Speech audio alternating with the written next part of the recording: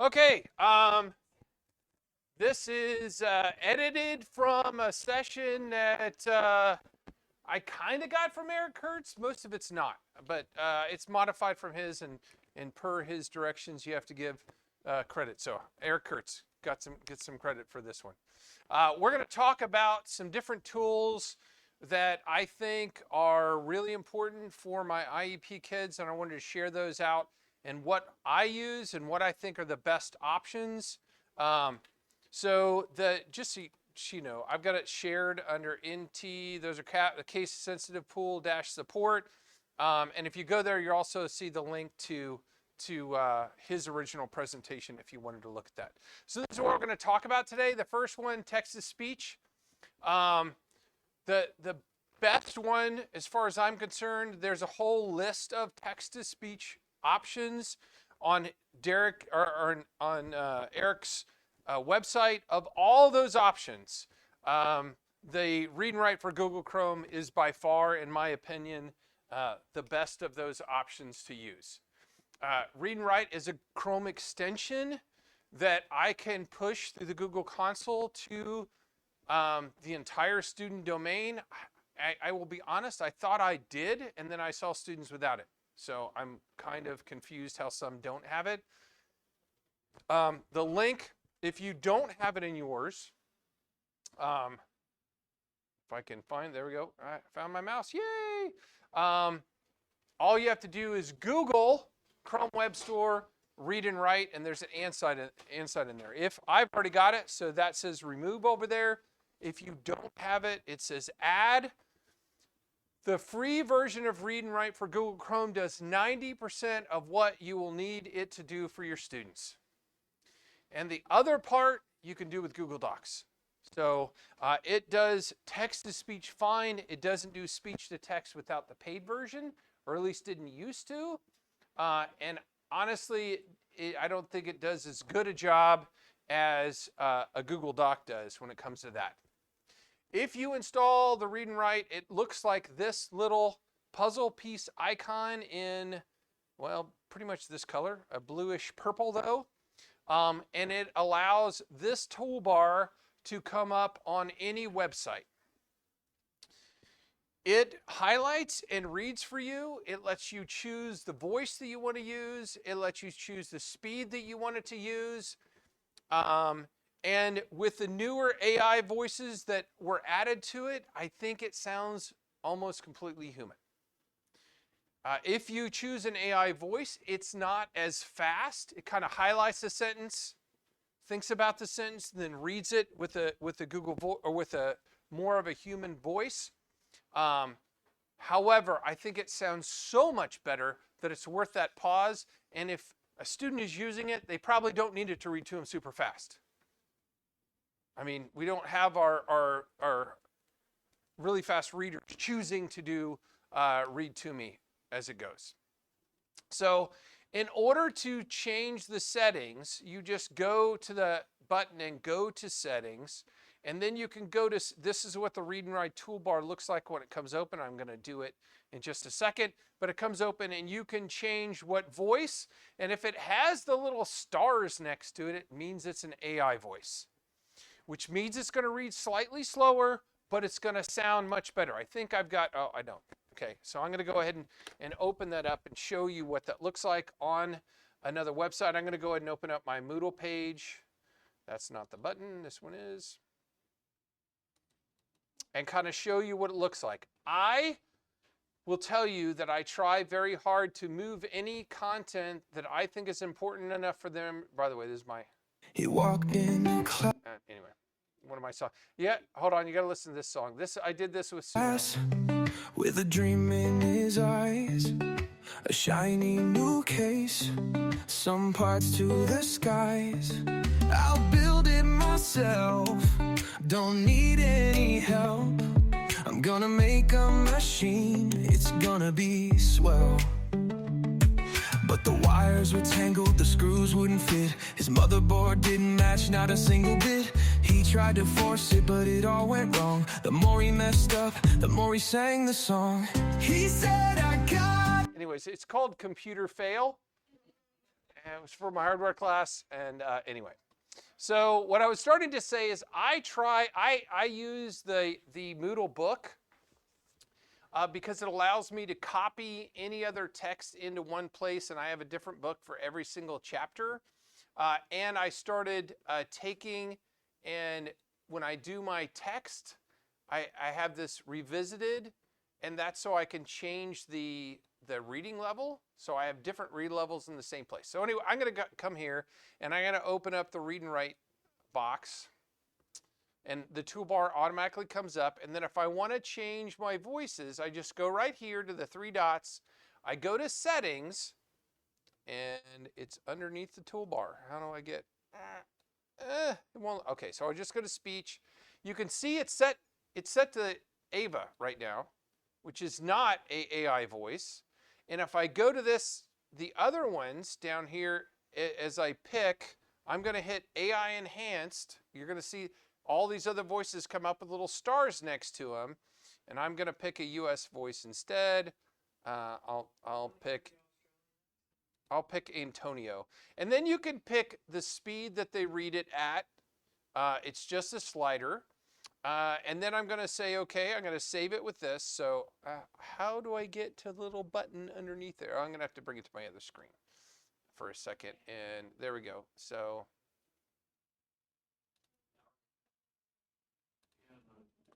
now I'm going to bring it back over here now. I couldn't see it because this screen's too small. So if I go and set where I want it to start reading, I'm going to start here, and then I'm going to hit the play button. The motherboard. The most important component of any PC is not the processor or even the HD, but the motherboard, which is responsible for buses and all communication between components. If a PC was a living organism, the processor, memory, and HD would brain and vital organs, while the motherboard would be the nervous system and circulatory system that connects them all and lets them function. So my point being that I wanted to show you that due to the huge number of chips, resistors, capacitors, and fittings, the motherboard... The voices have improved dramatically. It does cause that pause. However, it sounds like somebody's reading to you. And I think that makes a huge difference. If I put it back to the other voice, they sounded very computer generated. They were faster, but I don't know that I would like to listen to that voice. So if you have students that you definitely think are going to use speech to text, I would highly recommend showing them how to change the voice so they can pick one that they like listening to. Because maybe some kids would rather hear a female voice. Some of them I like listening to the Aussie guy. It's kind of fun listening to the accent. But you can choose any of those voices you want to. And the important thing is to have them choose the speed that they're comfortable with.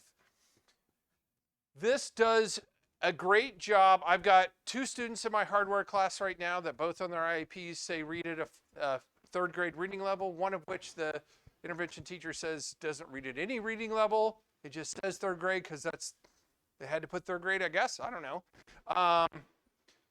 And he's got to be in my class. And I make every student in my class, when we're doing an assignment like this, put in at least one earbud in their ear so nobody knows who's using it, who's not. Especially on tests. Everybody has to get out their headphones because you'll see some other things I do on tests. But I don't want the stigma of, got the headphones in his ear. I just want everybody to have one in their ear, and nobody knows who's using it, who's not. And quite honestly, when you do that, I think you see most of the students using the audio because there was a stigma for them using it before.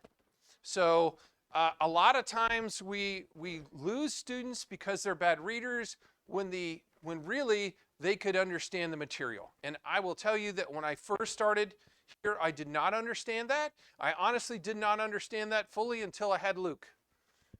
Because Luke is smart, and if he hears it, he understands and he knows it. But when he came here, it still said he read at 3rd grade reading level. Speech to text and text to speech have been just the end all for Luke to move him forward. And they didn't use any of those tools where he was previously, and I think that really put him behind on the material that he was getting. So that's the first tool. It's really, really easy to do. Once you've got it open, again, you just have to hit play. That's all it is to using read and write. I will tell you the write, like I said, is one of the premium parts. The read is not. So I use that all the time. There are other tools that we can use that will help, especially when we talk about other levels of reader. One of the tools that I use is called Immersive Reader, and it goes, especially when you've got students that are, let's see, do I have a picture of it next? I can't remember if I did or not.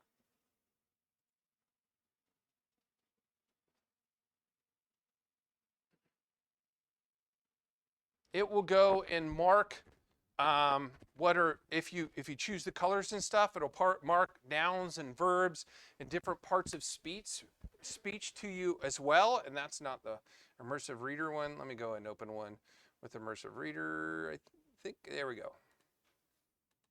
Oh, I think I have to close the other one first.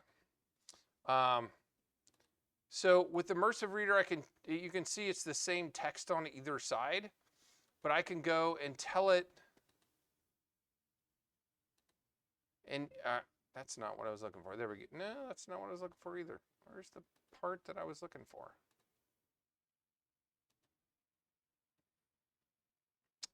I don't know why I'm not getting the other part of the menu to pop up that oh, that's the reading mode button, not the Immersive Reader button. That's why.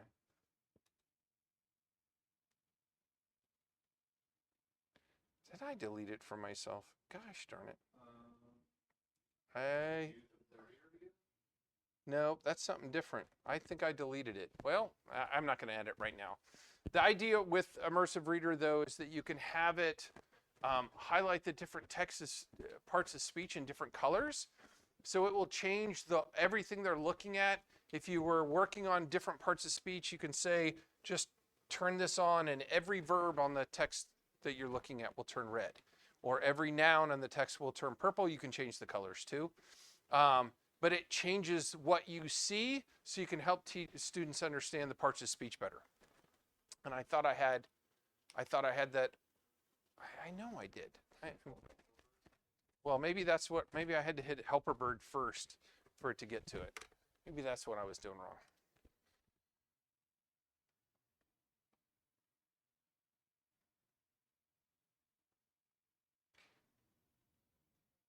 Oh, gosh darn it. I see the Helper Bird right there, but I don't see the icon up here. That's the brisk icon.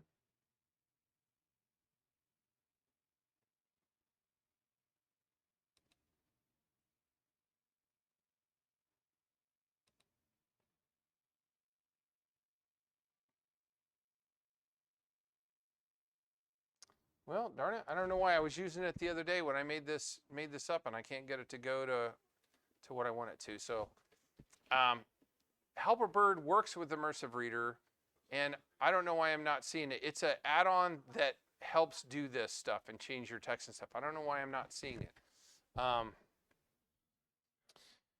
Chrome, I don't know. I thought I had that one skipped, the Chromebook one, because we don't have Chromebooks. So the last slide didn't matter. When it comes to speech to text, the very best thing that you're going to be able to use is the Google Docs. And just opening up a Google Doc and turning on the speech to text. I will tell you that Luke we tried almost every single tool out there, including Dragon Dictation, which costs over $100. It's supposed to be the best, and Google Docs did a better job. The downside of Google Docs in using it to do speech to text, the only downside is that if Google's having an issue, your document's having an issue. And sometimes happened yesterday in Mrs. Lias's class. She called me over and said, Google Docs not working for Gabe. I came over and I went back to my room and it wasn't working for anybody. It just, for some reason, got stuck. So of all the things that are out there, I'm gonna tell you that I would only concentrate on one, and that's teaching kids how to use the one in Google Docs. And if you've never used it in Google Docs, it is incredibly easy and simple. You just open any Google Doc, and my son Luke just keeps the same document that he uses all the time, that it's just the one he uses for speech to text. All you have to do is go into Tools and turn on voice typing, and then basically they hit this button, and then Google starts typing whatever they're saying onto their sheet. You can tell it that you want to do a period. You can tell it new paragraph, and it should do that if I stop, period, new paragraph, and then it'll start typing again. And Luke does every single thing he does in a document, and then just copies and pastes it to the thing that he's actually working on, because it follows through and it does a very, very good job. It's not perfect. You still have to look at it. In fact, he uses Grammarly as the premium version of Grammarly to kind of check to make sure he didn't make any mistakes as he was saying it. But most of what he does will be picked up fine with just using this. Okay. Yes. You have to stop. You know what? You know who would be a good person to ask this? Would be Luke, because I think there is, but I personally only see Luke use it all the time, and I've seen him say that. I'm sure there are. I'm sure if you Googled what Google Voice command there's probably a list of them. But you saw you have to stop and then say it, or it thinks you meant to say that thing. My kids use that real well, but I do have one whose speech is so bad that they can't even figure out what he's speaking. Yeah, well, and that used to be Luke's problem, and it yeah, maybe. I mean, some of it obviously has to have some idea, but I mean, that's why we originally got Google Homes instead of Alexas, but now Alexa is better than Google is. I feel like Google made Google Homes and then they put it on a little tray on the side and forgot about the fact, because it's terrible now compared to Alexa, because we have both in the living room. And we'll ask a question and I don't know the answer to that. Alexa, you ask Alexa and it tells you right away. And they're both using the Google search engine, so yeah, I'm sure there's a whole list of commands, Barb. I've never actually looked to check. I'm sure things like indent.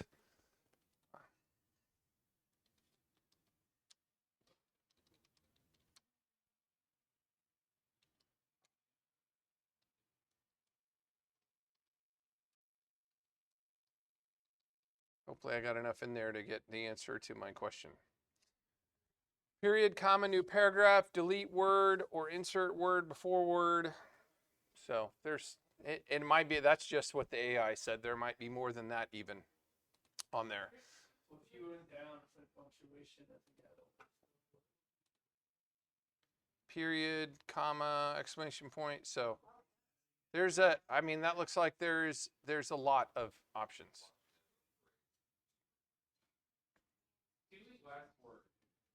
What?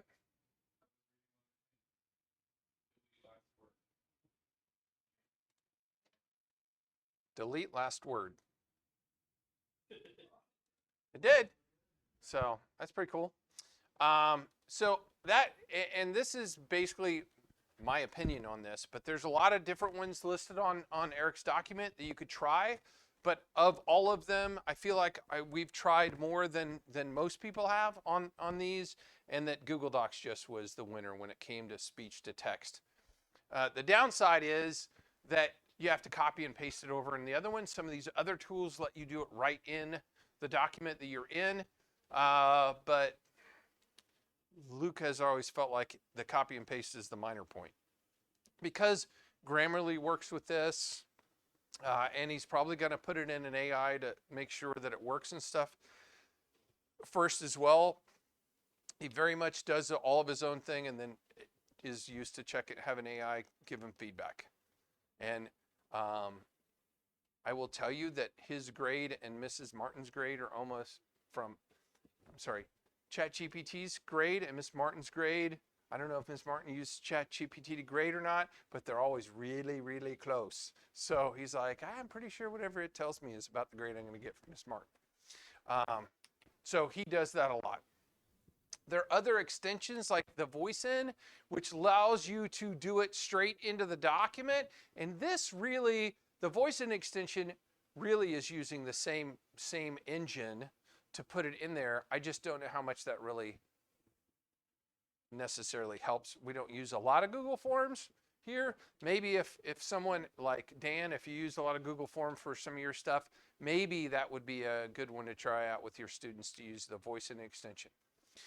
Live captions, I don't have it on. I meant to have it on while I was doing this. If you use Google Slides to do your presentations, all you have to do is come down here or just hit Control-Shift-C. So here, I'll just do it that way, Control-Shift-C. And then from then on, whatever you say in your class is going to be captioned at the bottom as well.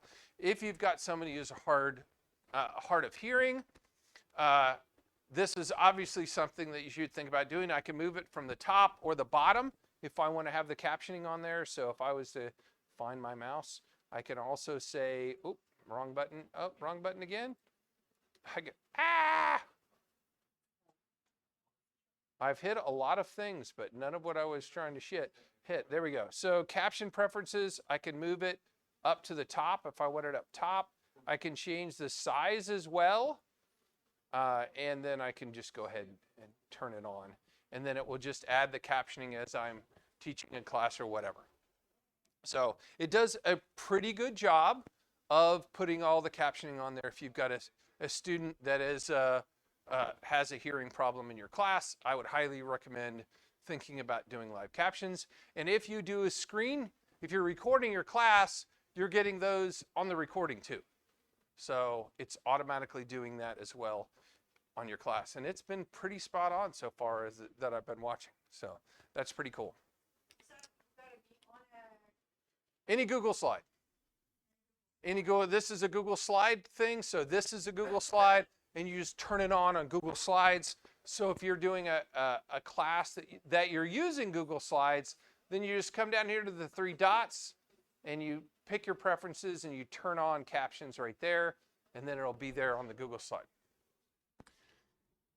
I don't use this because I don't have any Google Slides in my class. It's not something I use. I use Smart Notebook because I do a lot of writing on my slides.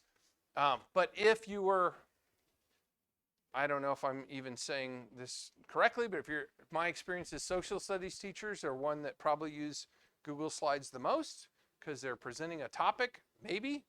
I don't know. I'm not in any classes, so yeah. If you do like your smart recording, will those captions be put on there? Yeah, that'll be on the video. Yes. So if you use Smart Recorder, all that's going to be on the Smart Recorder just records whatever is going on the screen, so it's going to get that on there as well. So that's what the live captions does for you. As far as trying to make things more readable for your students, there's a couple different add-ons that you can add. Apparently the Lexan fonts are supposed to be really easier for people with reading issues to read. I've never used that font before, but apparently it helps people that have dyslexia. So if you want to switch to using that, that's supposed to be one of the fonts that makes it easier for kids to read. There's also a Chrome extension called Open Dyslexia, which if you add that to it, it can change the way the text is, which, I wouldn't enjoy reading that, but apparently if you have dyslexia, it makes it easier for students to not be affected by the text. So it goes, whichever text you have highlighted, it goes and makes it have different weights that apparently is better for somebody with dyslexia. So that's what that extension is for, is to help if you have any students with dyslexia. The Postlight Reader is to help clean up the page. And if you're using a reader in something, if you go and use that extension, it does the same thing as Reader View does. And I'm going to go ahead and bring up a page and show you what that does for you. Oh, I went one too far, but that's okay.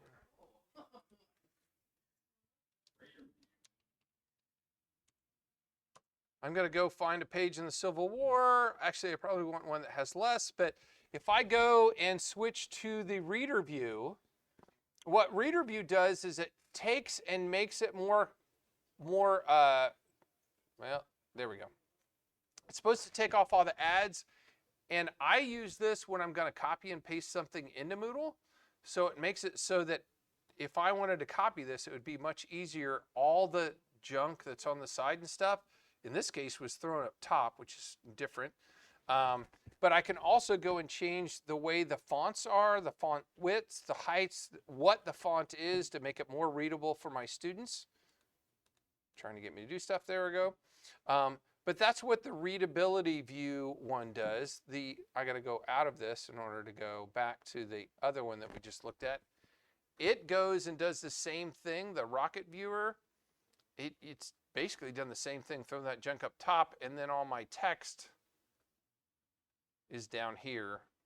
And again, in all the cases, I think that it's really hard for students to read some of these pages, which is why I copy and paste stuff into Moodle.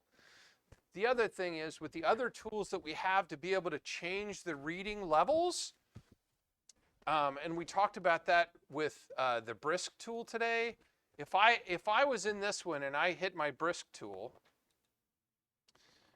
and I went to change the reading level, it's going to tell me what the current reading level of this is, and it's loading. Let's see what it thinks the reading level is. It says this is 7th grade reading, or 11th grade reading level, but I'm teaching kids who read at a 3rd grade level because I'm an IEP teacher.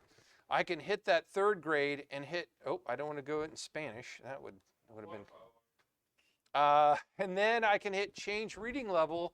And if you haven't done this before, it goes and opens a Google Doc.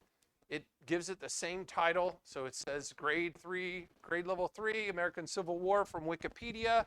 And then it goes and rebuilds this entire document at a more appropriate reading level for the students. And by doing that, it gets rid of all the ads and stuff too, which if I'm at a website that has tons of ads, that's a big bonus for me because I hate having all that junk on my page. We talked about Brisk last class, so I'm not going to spend a lot of time on Brisk, but that's one of the great things that Brisk will do for you is re-level text. Yeah, I recorded the video. I'll share it with you. So that just made this whole thing a lower reading level text. It obviously shortened it a lot.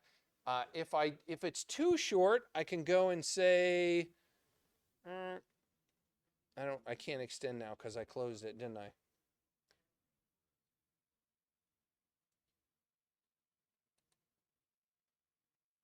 I don't think I can extend it once I close the bar on it, so.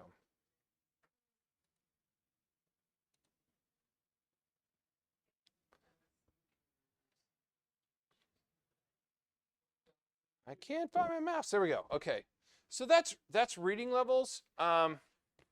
If you put, and I do this all the time, if you put the text into Moodle, everything becomes more readable for almost all those tools because it takes away all that stuff. So this was a page I showed earlier today from the Britannica. It was almost impossible for it to read because it had so many breaks.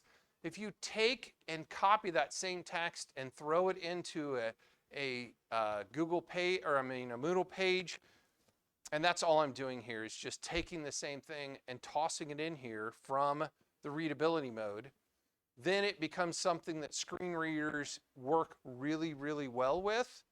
So once I'm done, which I'm getting ready to hit save here, once I'm done with that and I hit save, then a student can come in with the read and write tools or any of the other ones, and there's no ads, there's no bouncing around, the website can't go away, and I'll be able to use it with my students from there forward. So I like posting my text, and I always put a little thing at the bottom and say where I got it from in Moodle when I do that.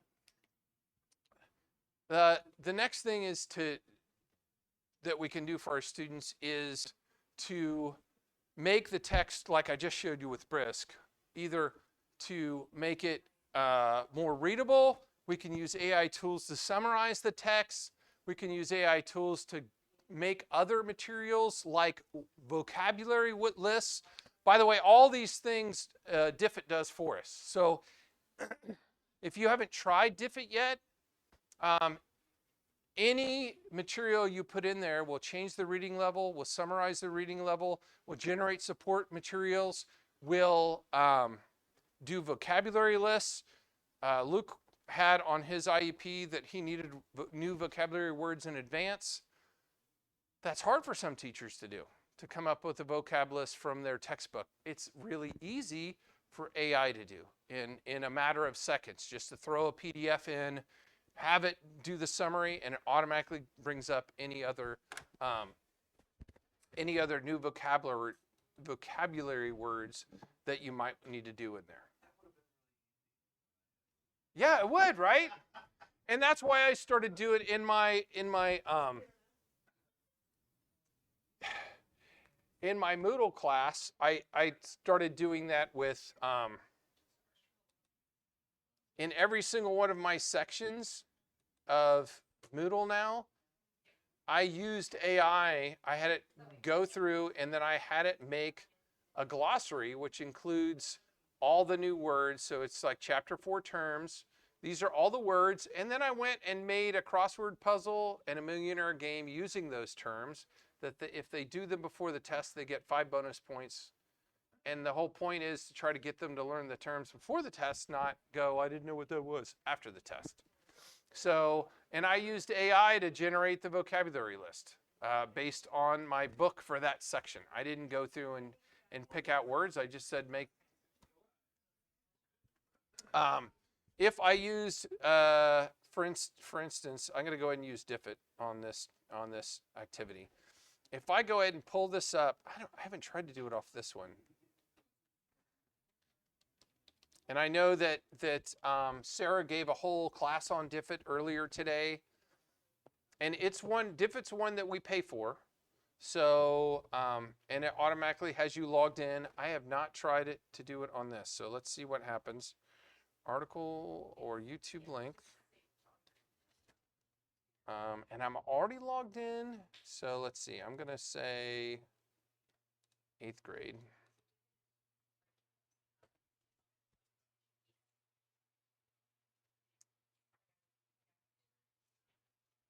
It won't do it because I don't have it open to everything. It's just going to the Moodle page.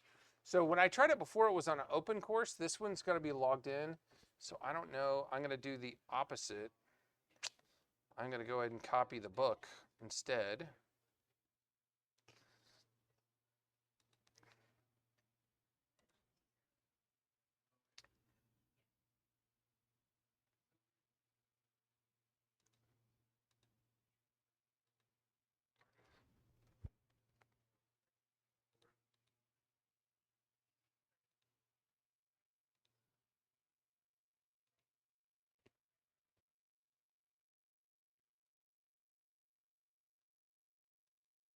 Okay, let's see what it does off of my chapter now. So it couldn't, just so you guys know, it couldn't see my Moodle thing because it required you to be a member of the course that I was just doing. And so I printed out the Moodle book as a PDF, and I'm uploading the exact same thing as a PDF to it to let it.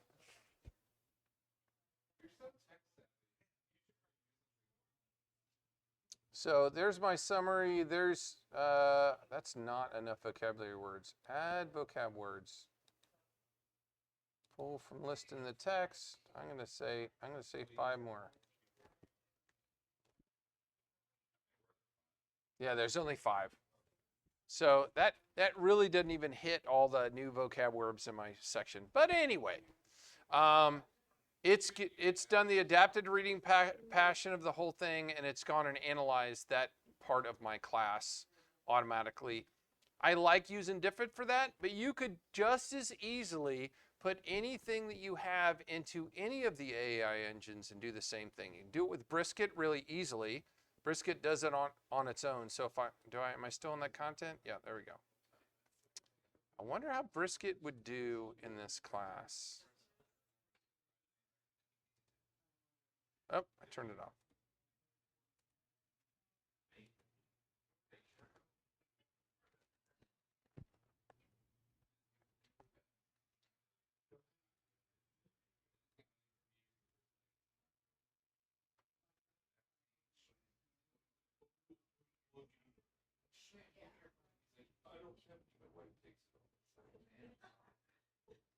saying it's very dull.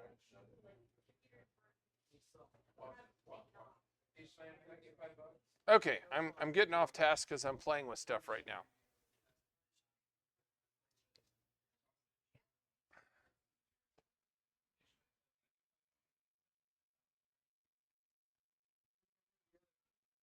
The other thing, and I talked about this in my Moodle class.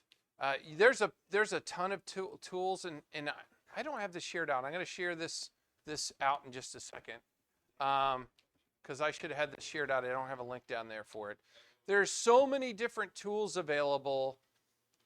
You just need to think about what the basic ones are. Reading and writing, those are the two basic ones, and the ability to re-level text are probably the two biggest things that we can do for our kids to make sure they have access to everything. All the other tools are really good as well at doing all the things that might help some of our lower level students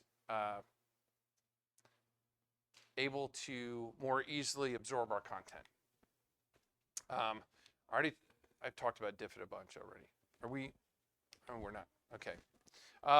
Diffit was a whole class. If you haven't used it, I highly recommend. And I talked about Brisk in my last class. Between it and Diffit and ChatGPT, you can create everything. I mean, there's almost nothing other than a song. You need Suno to make a song, but other than that, they do almost everything. There's a whole bunch. I'm not going to go through all the other tools because there's a ton of other tools that you can use for tutoring and stuff, which really don't fall into what we're talking about today. Does anybody have any questions about any of the tools? And are there any of those that you guys have or have not used before, or ones that I should know about that are better than the ones I just talked about? I think the biggest thing we could do for the kids is to try to take away the stigma of using those tools, and by trying to make, I don't want to say trying to make, by trying to encourage the entire class to use the tools, you're not pointing out Dan Clark and saying Dan really needs speech to text because we know that he can't read English, he can only read Spanish, and he's got a problem. So, the question I had is, when the kids get in the lower grades, and let's say they have to do speech to text because they can't even type or spell it. Yeah.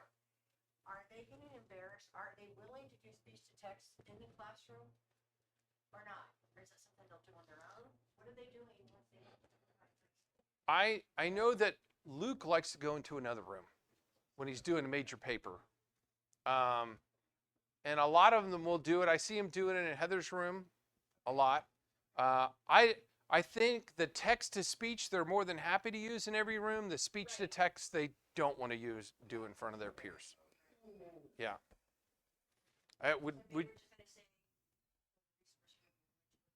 Yeah, and that's very often what I do. And I've got a closet in my room that last year I had a student who wanted to do it, and I said, well, just go sit in there. And I put a little table in my room, and he'd work on it in there. I don't have a lot of essays in my room, so it's not something that I generally have an issue with. I don't know for Mr. Longfellow whether that's an issue with you guys, English teachers. A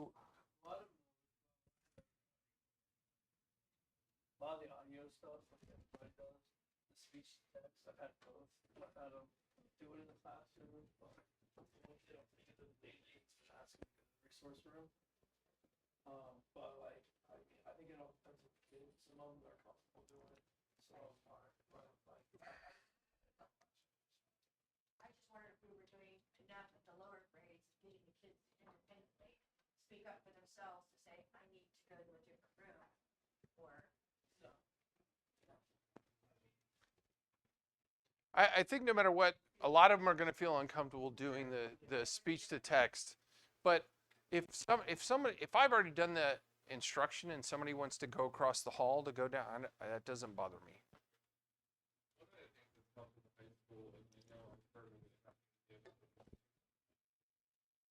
The people who work in the texture, help room, whatever, they come in and say to all the kids, if you ever need something, feel free to come in.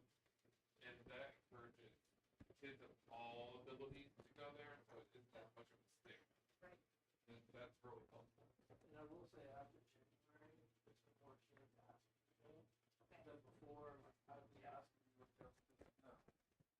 So like overall, I think it's something they have to be comfortable with.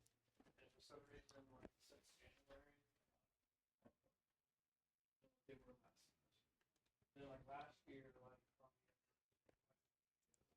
I'm gonna be asking about what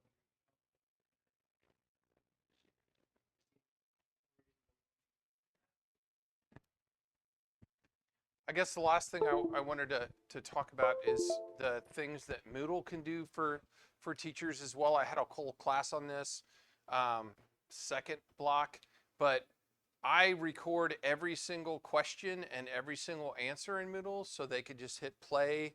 And so if they're in this test, it says, what does the motherboard CPU bottleneck refer to? And if they push that play, they'll hear me say, what does the motherboard CPU bottleneck apply to?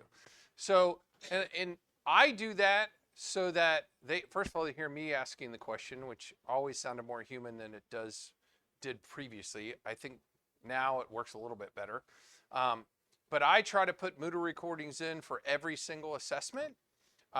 It's really easy. Anything that you can put text in Moodle, you can just hit the little microphone. Oop, you can hit the little microphone and you can hit start recording. You can only do 2 minutes at a time when you use this tool, but I just hit record and hit start recording. I just say the words, hit stop, and it automatically puts it right into Moodle. I also try to add videos as much as possible. I record all my classes, and that's alongside the reading so that if you have those students who can't read, but you have the instruction recorded, maybe they can't read and do the supplemental material, but if they can listen to it one more time, they may get the material that way as too. So I try to do that in all my Moodle stuff, and this is my chapter 2 book. It has as many videos in it as it has text, so that those students that are limited have the ability to get the same content as those that are not. So that was the last thing I wanted to point out with Moodle, because you can integrate those things seamlessly in Moodle. I try to as much as I can. And we talked last or 2 classes ago about, did anybody talk to you guys about Notebook LM yet? So anybody know about, I know a couple of you were in my class. Okay, so Notebook LM lets you create a podcast of any material that you have. So I'm going to do it with that chapter discussion that I just had. So Notebook LM, which is only a teacher tool, students can't get to it. I'm going to go and create a new one, and I'm going to upload the source that I just downloaded, my chapter 4 book. And it automatically is going to summarize all the information with Notebook LM, but it's also going to generate a conversation. So when I hit generate conversation, it's going to take and create a podcast of that material that the students could listen to that can't read. I'm going to go back while that's generating that and show you the one I did on the metric system. So this is the one we did on metric system during my class, talking about the metric system. I don't know how good this one's going to be, but we'll see. All right, let's jump into another deep dive. Today we're going to be looking at something you probably use way more than you realize, and that's the metric system. You can say limit this to how much time. So on the one I just did, I could have definitely done that. We've got some excerpts here from the Wikipedia article, and I think you'll find it's actually more interesting than just meters and grams. In fact, we're even going to try to figure out why the U.S. still hasn't adopted it. Yeah, there's definitely more to it than meets the eye. The metric system is really a whole philosophy of measurement, and okay, so that's what Notebook LM is. So if you have, it's still generating the one on my motherboard chapter, but if you've got content, I wouldn't do a whole chapter in one podcast, by the way. That's way too much material. But you could have it automatically create a conversation that kids could listen to that's just a conversational tone. There's another tool that I talked about in my class, not Notebook LM, Illuminate, which is also from Google. If you use Illuminate, you get to choose a couple voices. It basically is the exact same thing as this. This lets you give as many resources as you want, by the way. You could give it 10 PDFs, and it will assimilate all the knowledge on all those PDFs. You can use a website, you can use a Google Doc, you can use a YouTube, and create a conversation about that. When this is done, you can download it as an MP3 and throw it in your Moodle class. So, Barb, helping many students across many classes. So obviously you don't have time to create summaries of every single one of those different classes you do. And same thing with, I'm sorry, I looked right past you. It's same thing. You could just go and get the material and toss that thing into here, and it automatically creates a summary for you. You can go ahead and get a briefing document, it makes notes. There's the audio overview, and I don't know why this is still doing this. It's driving me crazy. I may have moved the cable loose when I was messing with it earlier. But that's what Notebook LM lets you turn documents into audio without doing any work.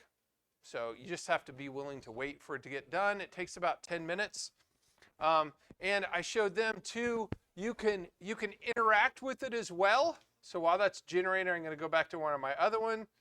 I'm going to do the, I did one on how much RAM do you need. So I'm going to load this one.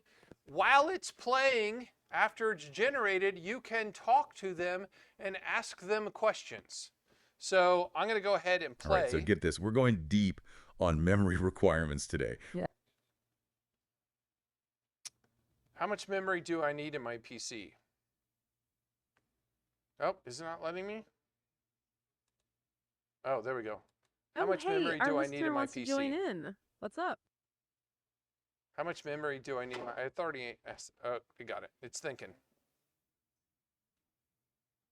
That's a great question. It's definitely top of mind for everyone. Yeah, it's kind of the $1 million question, right? Exactly. I'd say for someone in their 30s, it depends. Are you like just doing email and browsing? Are you or gaming? editing videos? What's your typical day like? Oh, yeah. Uh-huh. I'm gaming, so I want to know how much memory I need in a gaming PC. Okay, gaming changes things. It really does. Yeah, you're going to want more than the average user. Definitely. So what kind of games are we talking about? Yeah, are you playing like the latest AAA titles? So I Or can keep more indie interacting games? with the thing. 'Cause that'll and make a then difference. Then It the will. new And are you hoping to one I can stream? download was Right, streaming includes needs even me more asking memory. them too. I'd say for So- a decent gaming experience these days. Yeah. 16 gigs is kind of the minimum. Okay. But So we don't need to keep listening to that. But that's Notebook LM. That's a really cool tool to give another way for students to learn that doesn't require them to read. And I think that's the biggest thing is trying to, most of our students either have dyslexia or are behind in reading. It's not about the content. It's about how can we get the content to them so that they can absorb it.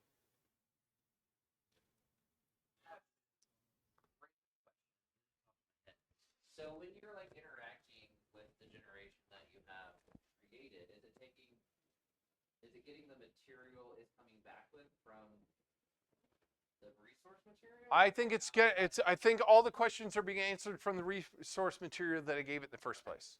So the resource material I gave them told them how the article was about how much RAM do you need, and it talked about a regular user, a gamer, and it said that. So I think it's answering from what I just gave them. I think it gave the answer that I said on my in the paper. So